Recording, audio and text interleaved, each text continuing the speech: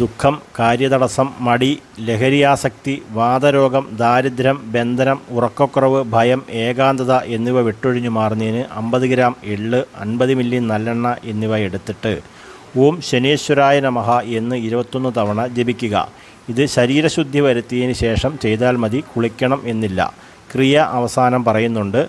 അതുകൂടാതെ ശനി ഗായത്രി എന്ന് പറഞ്ഞ മന്ത്രമുണ്ട്. ഓം സൂര്യപുത്രായ വിദ്മഹി ശനീശ്വരായ ധീമഹി തന്നോ മന്ദ പ്രചോദയാത് എന്നും 11 തവണ ജപിക്കുക.